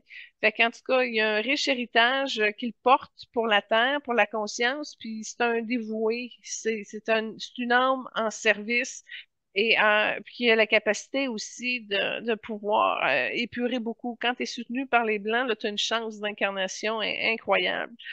C'est pas tout le monde qui sont soutenus par les Blancs dans la vie. Fait que je sais pas si ça va lui permettre. J'ai pas accès à ses prochaines incarnations. Je sais pas s'il va porter une arme blanche éventuellement ou quoi que ce soit. Mais en tout cas, juste pour son rouge puis son mauve, ben, ça peut être un guide qui peut vous aider à ramener un petit peu à l'ordre votre existence parce qu'il maintient les deux pôles opposés. Fait que, en tout cas, il est remarquable. Oui, tout à fait. Donc, on peut passer à Eddie Murphy. Oui! D'accord. Comme première trame, tu as choisi Party All the Time. Ben, il chante. Il chante beaucoup, puis c'est de la musique. En tout cas, moi, c'est pas dans mes goûts de la musique électro des années 1980, là, mais quand même, il a réussi à faire d'autres choses que on connaît de lui au cinéma, entre autres. Des groupes, des soirées où ce qui est comme un chanteur assumé. Fait qu'en tout cas, je voulais vous présenter ça de lui parce que je ne connaissais pas cette partie-là de lui. Moi, j'avoue que j'avais également pas eu tellement connaissance de son volet chanteur. Euh, Mis à part cela, lui, il a 63 ans, il mesure 5 pieds 9. Ah oui! Bon, écoute, j'ai eu de la misère avec Eddie Murphy aussi de trouver ses couleurs, parce que dans le cas de Rowan, c'était des couleurs effacées, puis dans le cas d'Eddie Murphy, il y a une espèce de mécanisme de protection bon, c'est comme si la partie égo est trop forte chez Eddie Murphy. OK? Mais d'un autre côté, son âme est très puissante. Fait que ça crée une espèce de grosse dualité où c'est des grosses batailles constamment entre l'ego et l'éveil, l'ego et l'éveil, l'ego et l'éveil. Et ça fait en sorte que, en énergie, j'ai de la misère à arriver à qui il est. Fait que je suis pas capable de vous dire, ah, Eddie Murphy a du bleu indigo, a du vert, a du jaune. C'est les couleurs que j'ai vues autour de lui, mais je sais que c'est pas ses couleurs d'âme. j'ai pas réussi à capter qui il est vraiment. Par contre, je me donne une chance dans l'émission à ce qu'il se dévoile un petit peu plus. Mais ce que je peux vous dire, c'est que dans son chakra-cœur, il y a une capacité de rire, mais elle est enfouie. Elle est enfouie sur un paquet de choses. Il y a de la rancœur, il y a du regret, il y a de la méchanceté, mais pas de la méchanceté que lui va être méchant envers les autres, mais qui va réagir à la méchanceté des autres dans la vie. C'est pas une personne qui est à l'écoute, c'est une personne qui va parler plus qu'il va écouter. Là, on avait le contraire, l'autre écoutait trop. Là, t'étais trop attentif à tout. Lui, c'est lui en premier. C'est pas méchant, c'est juste très égoïste. Et puis tu vois, quand je regardais ça, ben là, il y avait un peu de rouge, il y avait un peu de bleu indigo, mais encore là, c'est une personne qui est très loin de la Terre. Il n'est pas bien enraciné, il n'est pas bien aligné. Sauf que il l'a déjà fait en son âme, puis il est capable de se rembarquer, de se réaligner, de se centrer, puis de tout être illuminé. Fait qu'il y a une très grande force de l'âme qui est cachée en arrière d'un paquet de mécanismes d'ego aussi, mais il y a une force incroyable au niveau de l'âme, puis c'est pas facile de le voir, mais elle est là. Elle est là et il gagne en puissance, d'où le pourquoi qu'il a été quand même capable de durer comme un acteur reconnu pendant plusieurs décennies. Et en plus, il n'a pas vraiment vieilli, tu le vois, là, il n'y a pas de rides, il n'y a pas de cheveux blancs. Eddie Murphy, c'est comme s'il est pareil depuis 40 ans, là. Mais son âme, il y a une puissance et une conscience très alignée. Puis je fais référence au film que personne n'a vu, mais mon Dieu, que c'est excellent, c'est dans ses meilleurs, à mon avis. As-tu vu son film qui s'appelle Holly Men? Holly Men. Non. C'est un film qui a été juste fait en anglais, puis il n'a pas été commercialisé comme ses autres films. Il l'a fait avec Jeff Goldblum. C'est un illuminé, un sage au crâne rasé qui a une gratitude et une reconnaissance envers la vie, la philosophie spirituelle. C'est un genre de gourou, moine assumé, etc.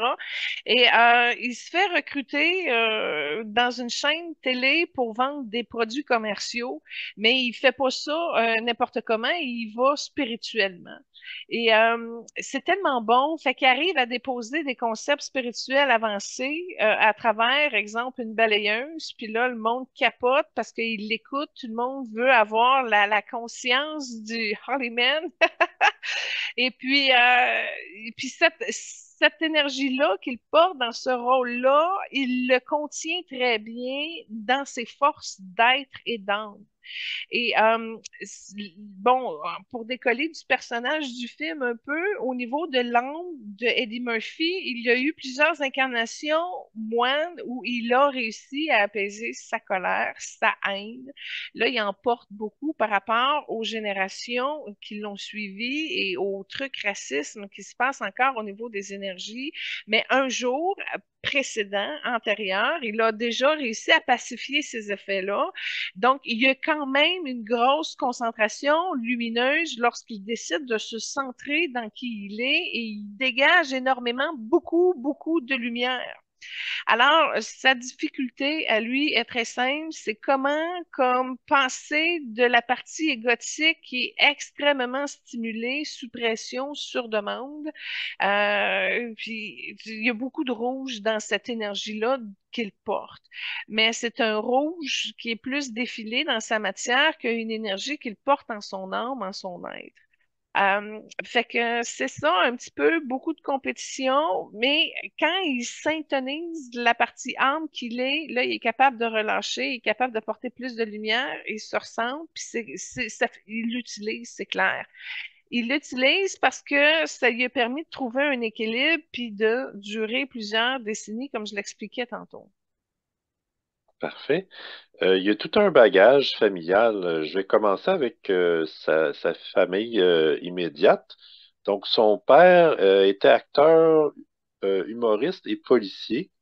sa mère opératrice de téléphone, puis son frère était aussi acteur et humoriste. Bon, là, si tu me parles de son frère, moi, ce que je vois, il me parlait d'un jumeau. Fait que d'après moi, ça doit pas être un frère jumeau, mais c'est une âme qui avait un frère jumeau, puis probablement le jumeau, il s'est pas incarné. Fait qu'il y a une reconnaissance d'un frère jumeau qui est très proche dans son cœur, puis ça a sorti tout de suite quand tu as parlé de son frère.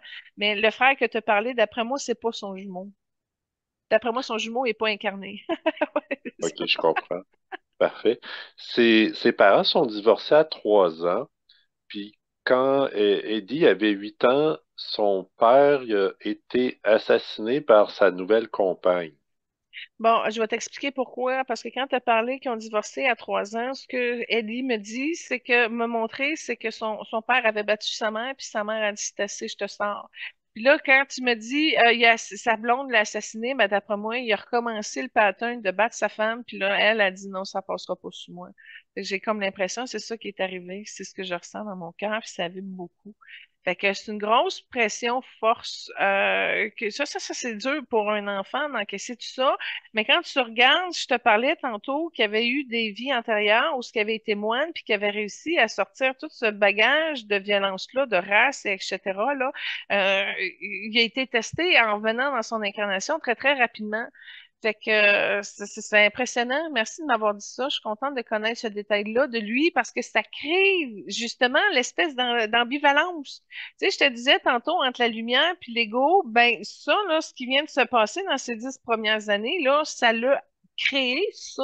Puis là, ben, ça s'est accentué par la suite, là. Mais je te remercie. C'est pas facile pour un enfant de 8 ans de se protéger de tout ça. Fait que je comprends des choses. Merci. Puis suite au décès de son père, sa mère est tombée malade, elle avait des problèmes financiers. Puis pendant 1 an, Eddie et son frère ont été dans des foyers d'accueil. Par la suite, ils ont réaménagé avec sa mère et son beau-père, qui était un ancien boxeur, puis il travaillait comme contremaître dans une usine de crème glacée. Bon, je suis contente que tu dises ça parce que l'ancien boxeur du beau-père a contribué un petit peu à la partie policière qu'il a, puis la force qu'il a eue pour combattre. Fait que il y a eu ça au moins. Euh, Là, quand tu as parlé que, il était en famille de cœur, puis quand il est revenu au niveau de sa mère, ça n'a pas été facile pour sa mère. Je vais t'avouer, là, quand tu m'as montré ça, j'ai vu à quel point ça a été du recul. Puis quand les enfants sont venus, il y avait quelque chose qui avait brisé, puis qui avait changé, qui n'ont pas réussi à se refaire. Puis la mère, elle a vraiment arraché et perdu des plumes et tout ça. Puis tu vois, elle s'est remise dans un contexte où là, c'est un homme violent, mais au moins, en ayant un loisir, il peut comme aller se battre avec des gants au lieu que ça tombe sur elle. Euh, mais ce que je comprends, c'est que tout ça a permis à Eddie Murphy de se rapprocher, de se réconcilier de cette partie-là, violence, qu'il a dû à composer avec le père, qui a pu aussi également le suivre dans ses rôles de policier, entre autres. Puis en passant, oui, Hollyman, c'est mon film préféré de lui, mais mon deuxième, c'est Showtime, flic en direct avec Robert De Niro. Je ne sais pas si tu l'as vu, mais c'est un très bon film. Euh, Puis Prince à New York, je le rentre dans les trois. Fait que je te dirais, c'est ça mes préférés. C'est quoi, toi, tes préférés de lui? Euh, j- J'en ai pas vu une tonne. J'ai vu les classiques Beverly Hills Cop, 48 heures. J'avais vu aussi, ben, j'ai vu des bouts de Prince à New York, peut-être pas au complet. Euh, le Golden Child aussi.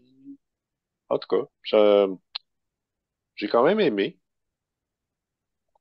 mais le préféré, peut-être le classique Beverly Hills Cop, pas, mais c'est le début. Hmm. Écoute, j'ai réussi à acheter le Hollyman pendant que les DVD existaient, là. Je vais te le penser. OK, parfait. C'est Oui. gentil.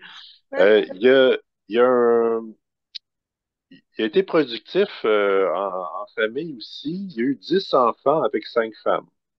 quand même, hein? Ça va être compliqué pour lui parce que jamais il va réussir. Puis, tu sais, je te parlais tantôt de son chakra-cœur, là, qui est atrophié, il n'y arrivera pas. Ça fait partie de sa dualité. Puis, plus que ça, il y a un 30% qui est non hétérosexuel, qui est probablement refoulé, etc. Donc, c'est pas un hétérosexuel à 100%, et ça aussi, ça a dû apporter des complications parce que là, tu as l'apparence, la surface de la célébrité, etc. Puis jamais, jamais, jamais, jamais lui-même serait autorisé à vivre cette partie-là non hétérosexuelle. Fait que ça crée de l'ambiguïté dans son énergie, puis on le voit parce que ça fait comme un rouge éteint dans son aura. Puis ça va être compliqué. Il pourrait rencontrer d'autres femmes, d'autres enfants. C'est pas un homme qui va réussir sa vie amoureuse dans cette incarnation-ci. Ça, c'est clair. C'est clair, puis c'est soutenu par un mauve sale. Fait qu'il y a quelque chose à illuminer sur cette thématique-là qui est en lien avec l'énergie du rejet. Fait que je reviens à ce qu'il a vécu là, avec ses parents. Quand je te disais, ça crée un traumatisme, ben ça va avoir influencé toute sa vie. Puis, puis encore là, il n'est pas évident en vie de couple aussi. Ça, c'est quelque chose parce que c'est pas qu'il est contrôlant, mais la partie égotique retient tout. Ça devient même chiant parce que c'est cette personnalité-là qui prime à bord et qui gère tout à bord. Il y a de la misère à faire confiance à son gérant. Il tient tout très, très proche. C'est très contrôlé. Ça fait partie d'Eddie Murphy, d'où le pourquoi je disais quand on arrive à l'ombre, c'est très loin en arrière, puis là, ça devient intéressant parce que là, il est beau en arrière de tout ça. Mais si tu vois Lady Murphy, égaux dans la personnalité matière, qui veut tout contrôler, mais qui ne s'implique pas de cœur, ben, il le fait dans ses projets. Je dis pas que, tu sais, il n'est pas impliqué dans ce qu'il est, là. Mais au niveau des femmes, ça passe pas. C'est de l'humeur, c'est du contrôle. Je sais même, tu sais, son troisième œil il est fermé. Je sais même pas s'il arrive vraiment à être à l'écoute de sa partenaire puis à comprendre qui elle est. D'après moi, il a pas mis de temps là-dessus. Fait que c'est une femme, OK, elle est là, mais c'est comme, c'est plus l'honneur d'être avec moi que je vais prendre le temps d'accueillir cette femme-là, la connaître, tu sais, être à l'écoute, tu sais. Fait qu'il y a une partie trop masculine dans sa gestion relationnelle. Puis les femmes, à un moment donné, ils ont plus de force, là. Ça marche plus. Puis je regardais au niveau de ses énergies amoureuses, c'est l'énergie orangée. Fait que pour lui, une femme, c'est la connexion sexuelle. C'est aussi simple que ça. Fait que c'est très dur de bâtir une vie de couple dans ces énergies-là. Puis même si c'est une énergie orangée, qui c'est pas une sexualité très évoluée, comme on en a parlé tantôt avec du tantrisme, là, ça reste la sexualité au deuxième chakra. Fait que c'est une protection du cœur. Puis en même temps, c'est loin de l'amour-passion qui aurait pu être généré par une relation au niveau plus jaune, comme le plexus. Fait que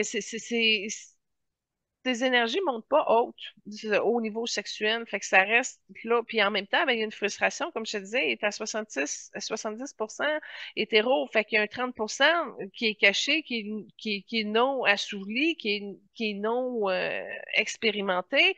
Fait que ça aide pas à ce que la sexualité monte à un plus haut niveau, du moins au niveau du cœur.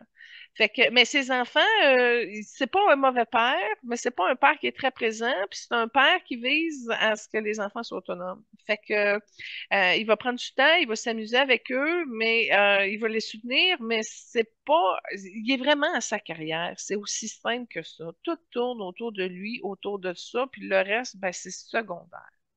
D'accord. Mais dès un jeune âge, il a réalisé que l'humour allait le mener loin. Puis, à ses tout débuts, où il commençait à se faire connaître, il a dit qu'il était conscient qu'en tant que jeune artiste noir, il y avait des dangers partout, puis qu'il voulait pas mettre en péril son succès. Il a dit qu'il a réussi à éviter des dépendances de substances grâce notamment à une rencontre dans un bar avec Robin Williams et John Belushi, qui, eux, consommaient, puis il a dit que lui, il ressentait pas le goût pour ça, puis il a dit Dieu me protégeait. Ben, c'est un choix de tout tourner au niveau de sa carrière. Puis je suis contente que les pièges que tu as vus, qu'il a énoncés, il les a vus toutes, mais il y a eu quand même des pièges qui est rentré dedans. Maintenant, c'est été capable de le contrôler au niveau de ses relations publiques, puis de canner les problèmes. Mais il est arrivé dans des impasses à un moment donné. Ça n'a pas été ah, il y a un piège, je l'évite. Non, il y en a quelques-uns, il s'est fait pogner dedans. Puis c'est après ça, comment tu le gères pour t'en sortir le mieux possible. Mais effectivement, comme je te disais tantôt, il est très conscient de toute l'espèce d'énergie, de vague, de racisme, d'esclavage, etc. Puis il savait aussi qu'il y avait une chance parce que les Noirs, ils perçaient pas vraiment bien. Il y en a eu quelques-uns, là, comme Denzel Washington ou Wesley Snipes, mais encore là, Wesley Snipes, ça n'a pas été soutenu, ça n'a pas duré longtemps. Tu sais, fait que, il y en a pas beaucoup. Tu sais, il y a une poignée de 10 Noirs maximum là, qui roulent dans son domaine. Et l'humour, c'est de la manière que trouver. Tu sais, tantôt, je te disais, il y avait un mécanisme de protection par rapport à la méchanceté des autres. Ben ça, l'humour lui a permis de pouvoir renverser les tensions puis les vapeurs puis de sortir un peu. Mais tout ça est déclenché par la relation entre le père et la mère.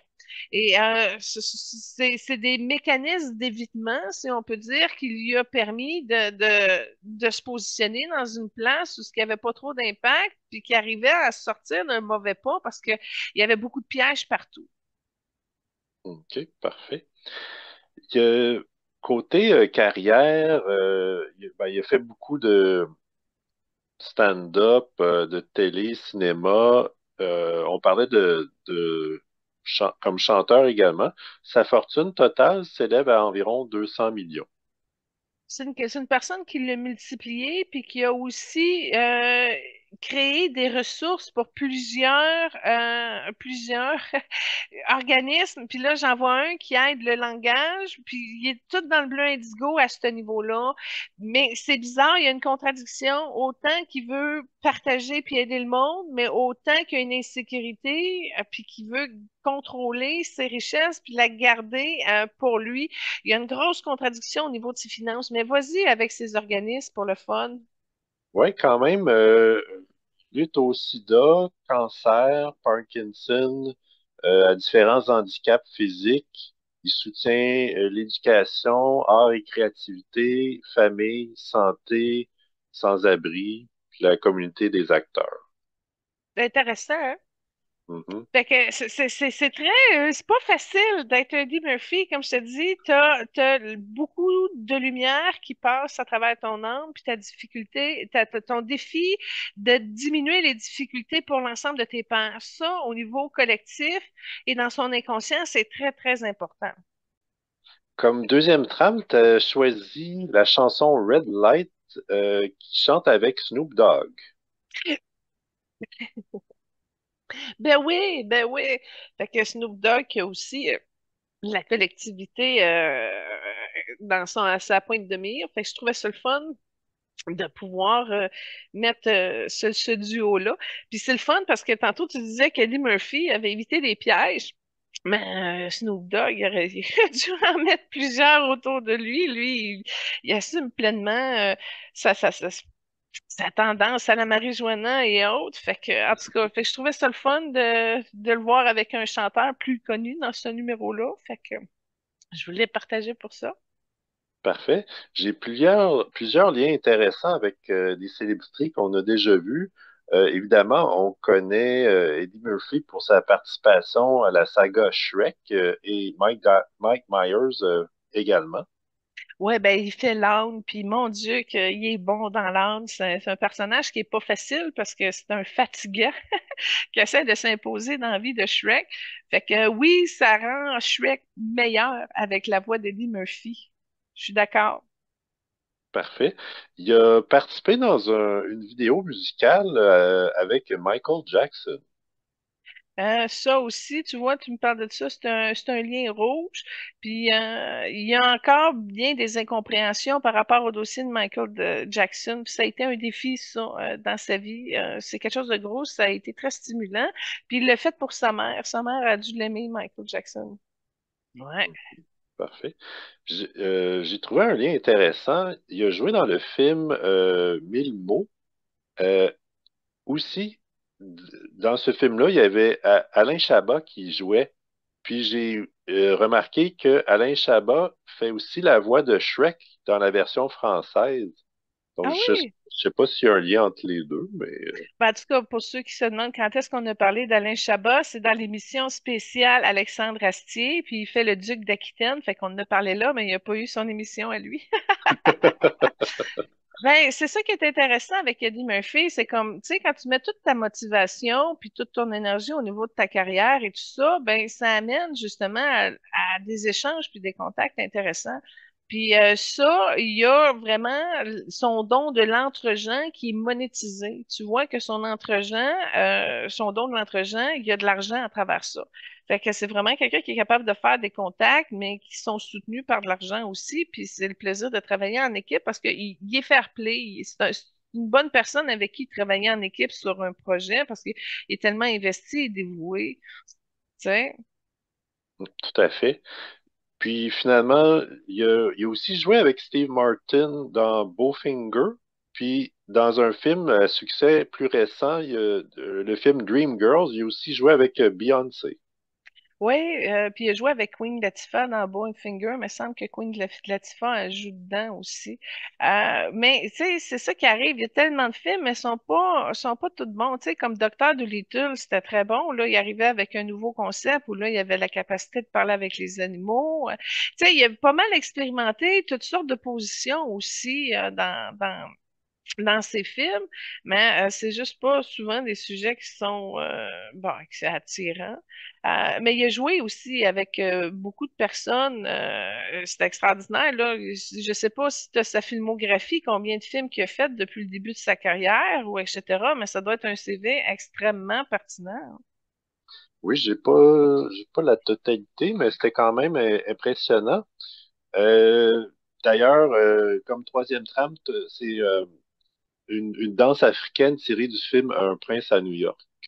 Bon, je pouvais pas passer à côté parce que c'est vraiment une de mes scènes préférées de ce qu'il a fait. C'est pas lui qui danse, là, on le voit, c'est la présentation de la future princesse que son père lui impose. Et en passant, Le Prince à New York 2 est sorti sur Amazon, ça fait un an ou un petit peu plus, là. Fait que ceux qui ont bien aimé Le Prince à New York, ben le 2 est sorti sur Amazon. C'est intéressant. Tu vois la même femme, là, tu vois qu'il est père et roi. Mais je trouve que dans les scènes de danse hollywoodiennes, celle que je vous présente elle est dans les top niveaux, inégalée. C'est vraiment une magnifique chorégraphie et que je m'amuse à danser parce qu'elle est sur ma playlist. Fait que quand elle passe, là, ça, en tout cas, ça motive pour vider le lave-vaisselle avec ce rythme-là. Fait que je trouvais que c'était dans les meilleures scènes de danse de sa carrière. Fait que c'est pour ça que je l'ai mis là, même si c'est pas lui qui est ben, danseur direct, mais il a le don de la musique. C'est pas juste dans le chant, là. Je le vois jouer de percussion. Il y a d'autres instruments de musique qu'il a aussi dans son don, dans ses dons.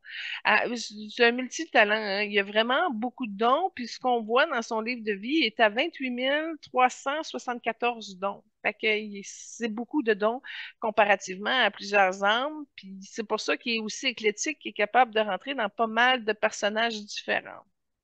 Ok. J'ai dénombré quand même une quarantaine de films dans lesquels il a joué. Pas plus? Peut-être plus, mais en tout cas, vite fait comme ça, je n'ai vu une quarantaine. Il y avait aussi des différentes émissions de télé qui s'ajoutent, là. Il a participé beaucoup à Saturday Night Live. En passant, quand il était jeune, qui commençait, il faisait des imitations d'Elvis, puis il cite aussi comme inspiration Charlie Chaplin, Mohamed Ali et Bruce Lee. Quand même, hein? C'est toutes des invités qu'on a faites. Oui, ben tu vois, dans tout ça, tu me parles, là, c'est une concentration d'énergie rouge. Fait qu'il l'a vraiment utilisé pour développer son talent matière.